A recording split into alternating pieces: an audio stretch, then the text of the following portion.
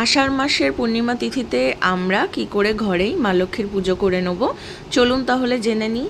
এবং এটাও জেনে নেব যে পূর্ণিমা কখন লাগবে এবং কখন ছাড়বে এবং কোন দিন আপনারা পূর্ণিমা পালন করতে পারবেন। পূর্ণিমা শুরু হবে 13ই আষাঢ় 1433 বঙ্গাব্দ 28শে জুন 2026 ইংরাজি রবিবার রাত্রি 2:47 থেকে। আর পূর্ণিমা শুরু হবে 13ই আষাঢ় 1433 বঙ্গাব্দ 28শে জুন 2026 রবিবার রাত্রি 47 থেকে। আর পূর্ণিমা কিন্তু শেষ হবে 14ই আষাঢ় 1433 বঙ্গাব্দ 29শে জুন 2026 রাত্রিবেলা 4:48 মধ্যে। আর আপনারা পূর্ণিমা পালন করবেন 13ই আষাঢ় 1433 বঙ্গাব্দ 28শে জুন 2026 2:47 মধ্যে রাত। এবার চলুন জেনে নিই আমরা এই দিন মা লক্ষ্মীর পুজো আমরা বাড়িতে কিভাবে করব পূর্ণিমার তিথিতে। তো এই দিন আমরা সকালবেলা উঠে ঘরদোর ভালো করে পরিষ্কার পরিচ্ছন্ন করে বাইরে কিন্তু উঠোন লেপে গোবর জল বা ছড়া দিয়ে তারপর কিন্তু আমরা ঠাকুরঘর পরিষ্কার পরিচ্ছন্ন করব শুদ্ধ বস্ত্রে চান সেরে। তারপর কিন্তু আমরা ঠাকুরঘরে ঢুকবো। পূর্ণিমা লাগার পরে আপনারা যারা পুজো করবেন, পুজো শুরু করার আগে সারা ঠাকুরঘরে গঙ্গাজল ছিটিয়ে নেবেন, নিজের গায়েও গঙ্গাজল ছিটিয়ে নেবেন, পুজোর সমস্ত জিনিসেও গঙ্গাজল ছিটিয়ে নেবেন একবার করে। আর তারপরে কিন্তু আপনারা পুজোর গোছগাছ শুরু করবেন। পুজো গোছানোর সাথে সাথে আপনারা কিন্তু প্রথমেই মাকে যে আসনে বসান, যদি সিংহাসনে মা স্থাপিত থাকে তাহলে কিন্তু মাকে সেই সিংহাসনের মধ্যেই পুজো করে নিতে পারেন। আর আলাদা করে জলচৌকি পেতে যদি মায়ের অন্য আসন করে পুজো দিতে চান তাহলেও কিন্তু সেটা করে নিতে পারেন। তার জন্য কিন্তু আপনাদেরকে একটা জায়গায় চালের গুঁড়ো, আতপ চালের গুঁড়ো দিয়ে কিন্তু আলপনা দিয়ে নিতে হবে ভালো করে।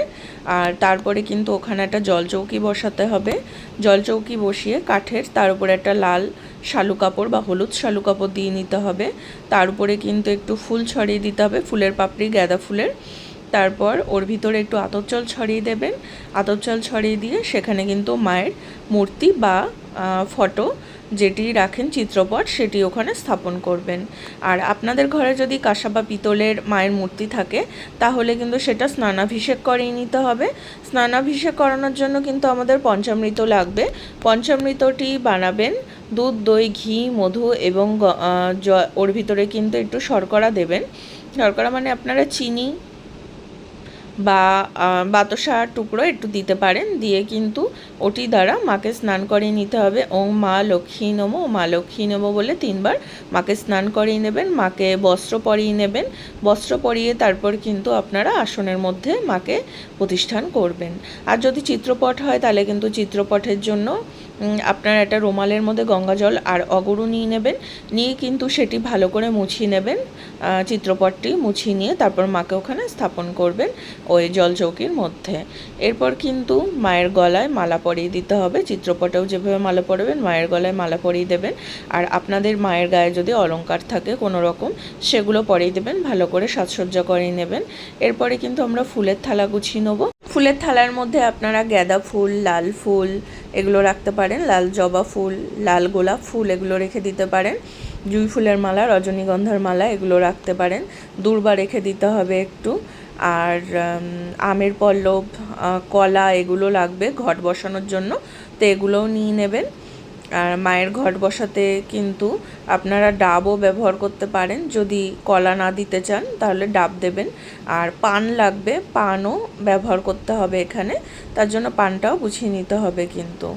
এরপরে কিন্তু আমরা মাকে আসনে বসানোর পরে আমরা ঘটস্থাপনটা করব। তো ঘটস্থাপন করার জন্য আমাদেরকে যেখানে আলপনা দেওয়া আছে সেটি আর মায়ের সামনে, জলচৌকির সামনে বরাবর বা আপনাদের যেখানে আসন আছে ঠাকুরের সেই আসনের বরাবর কিন্তু নিচে একটা জায়গায় মেঝেতে একটু গঙ্গা মাটি গোল করে দিতে হবে, ওর ভিতরে চ্যাপটা করে দিয়ে তার উপর একটা সিঁদুরের ফোঁটা দিয়ে পঞ্চশস্য দিয়ে দিতে হবে, একটু দূর্বা দিতে হবে, একটু ধান দিয়ে দিতে হবে, দিয়ে কিন্তু তার উপরে ঘট বসাতে হবে।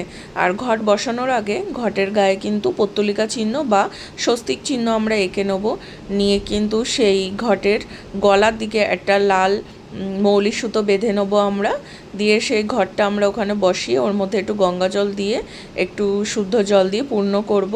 করে কিন্তু ঘট ওখানে বসিয়ে ঘটের মধ্যে আমরা একটা পদ্ম বীজ, একটা সুপারি আস্ত, একটা হলুদের গাঁঠ, একটা নাভি শঙ্খ, একটা যে মায়ের লক্ষ্মী কড়ি সেটি দেব। লক্ষ্মী কড়ি যদি না দেন 1 টাকার কয়েন ওর ভিতরে দিতে পারেন। একটু ওর ভিতরে কিন্তু আতপ চাল দিয়ে দিতে হবে, আর একটু দূর্বা দিয়ে দিতে হবে ঘটের মধ্যে। দিয়ে কিন্তু আমরা পঞ্চপল্লব নেব, আমের পল্লব যেটা 5টা পাতা বিশিষ্ট, নিয়ে ওই 5 পাতায় কিন্তু আমরা 5টা ফোঁটা দিয়ে দেবো সিঁদুরের। এরপরে একটা পান নেব, পানের মধ্যে একটা সিঁদুরের ফোঁটা দিয়ে ঘটের উপর রাখবো আমের পল্লবের উপরে। তার উপরে একটা কলা নেব, কাঁঠালি কলা, সেই কাঁঠালি কলায় 3টে সিঁদুরের ফোঁটা দিয়ে তার উপরে রাখবো। এরপরে আমরা একটু দূর্বা নেব, একটু বেলপাতা নিয়ে ওর উপরে রেখে দেবো। রেখে দিয়ে কিন্তু আমরা তার উপরে একটা ঘটোচ্ছাদন হিসেবে আমরা একটা লাল চেলি দিয়ে দেবো। লাল চেলি দিয়ে তার উপরে কিন্তু একটা গামছাও দিতে পারেন আপনারা ঘটোচ্ছাদন হিসেবে। আচ্ছা, লাল চেলির উপরে আমরা কিন্তু তারপরে একটা পইতে রেখে দেবো, এটা গণেশ ঠাকুরের উদ্দেশ্যে রাখা হয়। তারপরে আমরা ঘটের মালা দিয়ে দেবো, আর চাঁদমালা পরিয়ে দেবো ঠাকুরের কাছে। আর তারপরে ঠাকুরের গলায় মালা পরিয়ে দেবো আমরা কিন্তু, যে রজনীগন্ধার মালা বা গাঁদা ফুলের মালা যে কোনো পরিয়ে দিতে পারেন ঠাকুরকে। আর এরপরে কিন্তু আমরা পুজোর যে ভোগ প্রসাদ এটা তৈরি করে নেব। ভোগ প্রসাদ আপনারা যেমন খুশি তেমন দিতে পারেন। মায়ের জন্য একটু খিচুড়ি, পায়েস, লুচি, তাছাড়া কিন্তু আপনারা বানাতে পারেন একটু নাড়ু, নাড়ু না হলে একটু মুড়ির মোয়া, চিড়ের মোয়া, এগুলো দিতে পারেন। তাও যদি না দেন 5 ফল 5 মিষ্টি দিয়েও মাকে পুজো দিতে পারবেন। এবার আমরা পঞ্চদেবতার উদ্দেশ্যে একটা নৈবেদ্য থালা বানিয়ে নেব। নৈবেদ্য থালা বানানোর জন্য আমাদেরকে আতপ চাল ভেজানো রাখতে হবে অল্প করে। কাঁসা বা পিতলের থালার মধ্যে 5 জায়গায় বিভক্ত করে নিতে হবে আতপ চালগুলোকে। তার উপরে কিন্তু কলা নিতে হবে, কাঁঠালি কলা। সেই কলা কিন্তু কুশি দিয়ে কেটে 5 জায়গায় রাখতে হবে যে আতপ চালের উপরে। তারপরে আমরা কিন্তু 5টা বাতাসা সেই 5 জায়গায় দিয়ে দেবো। আর একটু ওর উপরে ফুলের পাপড়ি দিয়ে দিতে হবে। আর এক জায়গায় কিন্তু গ্লাসে মায়ের জন্য একটু জল, আর পঞ্চদেবতার উদ্দেশ্যে একটু জল দিয়ে দিতে হবে। মায়ের পাশে আমরা কিন্তু মায়ের সাজসজ্জা হিসেবে শাঁখাপলা, নোয়া এবং আলতা সিঁদুর এগুলো সব রেখে দেবো। আর মায়ের কপালে কিন্তু সিঁদুরের ফোঁটা, লাল চন্দনের ফোঁটা, আর মায়ের বাহন পেঁচার কপালে কিন্তু লাল চন্দনের ফোঁটা আর সিঁদুরের ফোঁটা লাগিয়ে দেবো। এবার মায়ের কাছে মঙ্গল সামগ্রী দেওয়ার জন্য কিন্তু আমরা কাঁসা বা পিতলের একটা থালা নেব। তার উপরে কিন্তু 5টা পান পাতা রাখবো। 5টা পান পাতার মধ্যে কিন্তু আমরা 1 ফোঁটা করে সিঁদুরের দিয়ে দেবো পান পাতায়। দিয়ে তার মধ্যে কিন্তু আমরা 5টা সুপারি দেব, 5টা হলুদের গাঁট দেব, 5টা নাভি শঙ্খ দেব, 5টা পদ্ম বীজ দিতে হবে, এবং 5টা কিন্তু লক্ষ্মী কড়ি আপনারা ওর মধ্যে দিয়ে দেবেন। যাদের বাড়িতে কোনো রূপোর পয়সা থাকবে একটা তার মধ্যে রাখবেন, বা 1 টাকার কয়েন একটা রেখে তার মধ্যে একটা সিঁদুরের ফোঁটা দিয়ে মায়ের কাছে মঙ্গল সামগ্রী অর্পণ করবেন। এরপরে কিন্তু মায়ের আড়ি গুছিয়ে নেব। মায়ের আড়ি গোছানোর জন্য একটা বেতের আড়ি লাগবে। সেই বেতের আড়ির মধ্যে আমরা ধান ভরবো 1 আড়ি ভরে, তার মধ্যে কিন্তু আমরা একটা পদ্মবীজ, একটা নাভি শঙ্খ, একটা যে লক্ষ্মী কড়ি, আর 1 টাকার কয়েন একটা দিতে হবে, একটা হলুদের গাঁট রাখতে হবে, রেখে কিন্তু মায়ের কাছে দিতে হবে সেটা, আর একটা হরিতকি, এগুলো দিয়ে মায়ের কাছে রেখে দেবেন ওটা। তার মধ্যে একটু ফুলও দিয়ে দেবেন। সব কিছু গুছিয়ে নেওয়া হয়ে গেলে এবার কিন্তু আচমন করে নিতে হবে পুজোয় বসার জন্য। আচমন করার জন্য বাঁ হাতের তালুতে গঙ্গা জল নিয়ে ডান হাতের অনামিকা আঙুল দিয়ে মুখের মধ্যে 3 বার ছিটা দেবেন, আর বলবেন নম বিষ্ণু, নম বিষ্ণু, নম বিষ্ণু, নম অপবিত্র পবিত্র বা সর্বাবস্থান গত পিবা যৎসরেত পুণ্ডরীকাক্ষ সবাজ্য অভ্যন্তর সূচি, নমসূচি, নমসূচি, নমসূচি বলে কিন্তু আবার হাতটা ধুয়ে ফেলতে হবে আমাদেরকে। এবার হাতের মধ্যে কিন্তু ফুল, বেলপাতা, দূর্বা এগুলো নিয়ে নিতে হবে। নিয়ে কিন্তু ঘটের সামনে হাত জোর করে আমাদেরকে ঘটের মধ্যে ওগুলো দিতে হবে, অর্পণ করতে হবে, বলতে হবে ওং নমো গণেশাদি পঞ্চদেবতাভ্য নমো বলে কিন্তু আমাদের ঘটের মধ্যে ওটা অর্পণ করতে হবে। তারপরে কিন্তু আমরা হাতের মধ্যে আবার লাল ফুল, দূর্বা নিয়ে নেবো। নিয়ে কিন্তু মা লক্ষ্মী নমো, মা লক্ষ্মী নমো, মা লক্ষ্মী নমো বলে 3 বার বলে মায়ের সামনে কিন্তু আমরা ওটি মায়ের পায়ে অর্পণ করব। হাতের মধ্যে এবার লাল চন্দন দিয়ে কিন্তু লাল ফুল, দূর্বা নিয়ে নেবো আমরা। নিয়ে মার সামনে হাত জোর করে মায়ের ধ্যান মন্ত্রটি বলে নেব। ওং পাশাক্ষ মালিকাম্বোধ শ্রীনি ভীর্যাম্য সৌমেয় পদ্মাসনস্থাং ধায়শ্চ শ্রিয়ং তৈলক্য মাতরং গৌর বর্ণাং স্বরূপাঞ্চ সর্বালঙ্কার ভূষিতাম রোকন পদ্ম ব্যগ্র করাং বরদান দক্ষিণেন তু। এই মন্ত্রটি বলার পর মায়ের পায়ে কিন্তু ওই ফুল দুর্বাগুলি অর্পণ করব। এরপরে কিন্তু আমরা মায়ের প্রণাম মন্ত্রটি বলে নেব হাত জোর করে। ওং বিশ্বরূপস্য ভার্যাসী পদ্মে পদ্মালয়ে শুভে সর্বত পাহিমাং দেবী মহালক্ষ্মী নমস্তুতে। এবার কিন্তু আমরা মায়ের গায়ত্রী মন্ত্রটি জপ করে নেব। ওং শ্রী মহালক্ষ্মী চ বিদ্মহে বিষ্ণুপত্নী চ ধীমহি তন্নো লক্ষ্মী প্রচোদয়াৎ ওং।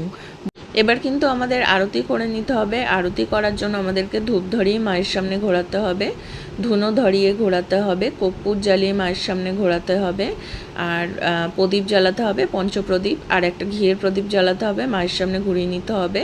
আর ঘণ্টা ঝাঁঝ এগুলো বাজানো যাবে না, শঙ্খধ্বনি দেবেন, উলুধ্বনি দেবেন, এগুলো দিয়ে কিন্তু পুজো শেষ করবেন। পুজো শেষ হয়ে গেলে কিন্তু মায়ের সামনে আমরা বলবো যে পুজোয় যদি কোনো ভুল ত্রুটি হয়ে থাকে মা, তাহলে ক্ষমা করে দিও। এবার পূর্ণিমার দিন আপনারা আর্থিক শ্রীবৃদ্ধি ঘটানোর জন্য যে টোটকাটা করবেন আষাঢ় মাসে, সেটি আপনাদের সাথে আলোচনা করব। এই দিন কিন্তু আপনারা সন্ধেবেলায় একটি লবঙ্গ, একটি এলাচ হাতে নেবেন, নিয়ে কিন্তু মায়ের সামনে একটা প্রদীপ জ্বালবেন, জেলে কিন্তু 108 বার মা লক্ষ্মীর মন্ত্র জপ করবেন, ওং মা লক্ষ্মী নমো নমো বলে। এরপর কিন্তু এই লবঙ্গ এলাচ একটি লাল কাপড়ে বেঁধে টাকা রাখার জায়গায় রেখে দেবেন, দিয়ে দেখবেন অবশ্যই আর্থিক উন্নতি ঘটবে। আর একটা টোটকা আপনাদের সাথে শেয়ার করব, সেটি হলো পুজোয় কিন্তু 5টা কড়ি 5টা হলুদ কাপড়ে বেঁধে মায়ের চরণে রাখবেন পুজোর সময়। পুজো হয়ে যাওয়ার পরে আপনার যে সিন্দুক থাকবে, টাকা রাখার জায়গা থাকবে, ব্যবসায়ী সিন্দুক থাকবে, সেগুলোর মধ্যে আপনারা কিন্তু রেখে দিতে পারেন। এটা সংসারে কিন্তু কখনোই অভাব থাকবে না এই জিনিসগুলো দিলে। কেমন লাগলো ভিডিওটা অবশ্যই জানাবেন। ভালো লাগলে লাইক, শেয়ার, কমেন্ট আর সাবস্ক্রাইব করে সাথে থাকবেন, পাশে থাকবেন। আরও নতুন নতুন ভিডিও নিয়ে আপনাদের সাথে দেখা করতে চলে আসবো আর একদিন। আজকের মতো এখানে বিদায়। রাধে রাধে বন্ধুরা। জয় মা লক্ষ্মী, জয় মা লক্ষ্মী, জয় মা লক্ষ্মী, নমো নমো।